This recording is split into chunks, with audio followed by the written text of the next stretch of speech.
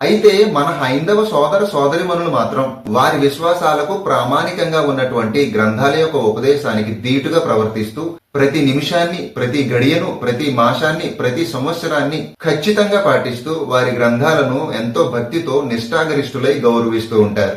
కానీ బైబిల్ గ్రంథాన్ని చేతపట్టుకుని క్రైస్తవులముగా చలామణి అవుతున్న మనం మాత్రం అనేక విషయాల్లో మన ఇష్టాన్ని నెరవేర్చుకోవటానికి, అంతకు మించి పితృపారంపర్యాలు పాటించడానికి దేవుని గ్రంథాన్ని నిర్లక్ష్యం చేస్తూ ఉంటాం.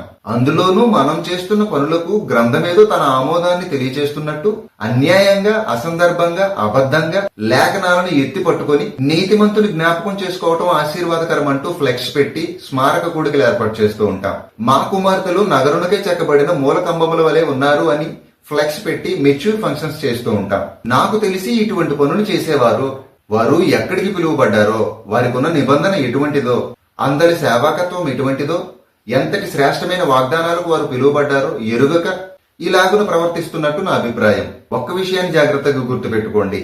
మనము నిబంధనను పాటించడానికి పిలువబడ్డామే గాని నిబంధనలో ఏదో తక్కువైపోయినట్టు దానిలో ఏదైనా కలిపి దానిని గొప్ప చేయడానికి మనం పిలువబడలేదు.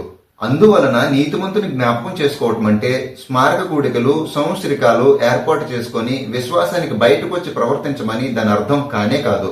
నీతిమంతుని జ్ఞాపకం చేసుకోవటం అంటే నెంబర్ 1, పరిస్థితులను బట్టి ప్రవర్తించకుండా ప్రతికూల పరిస్థితుల్లోనూ అనుకూల పరిస్థితుల్లోనూ పాపం పాపంగానే ఎంచబడుతుంది గాని పరిస్థితులను బట్టి పాపం నీతిగా ఎలాగని ఎంచబడదో అలాగునే ప్రతి పరిస్థితిలో దేవుడు దేవుడుగానే ఉంటాడు గాని ఏ పరిస్థితిలో కూడా ఆయన దేవుడు కాకుండా పోడు గనుక పరిస్థితులు ప్రతికూలంగా ఉన్నాయని పాపం చేసి నీతిని పోగొట్టుకోవటం కంటే ప్రతి పరిస్థితికి దేవుడు అతీతుడని ఎంచి దేవుని భయము నెరిగి పాపానికి దూరంగా పారిపోయిన యోసేపును నీ ప్రతి పరిస్థితిలో జ్ఞాపకం చేసుకుంటూ ఆయన మాదిరిని అనుసరించి జీవించటం నేర్చుకోవటంలో మాత్రమే నీతిమంతుని జ్ఞాపకం చేసుకోవటం ఆశీర్వాదకరం అనటంలో అర్థం ఉంటుంది.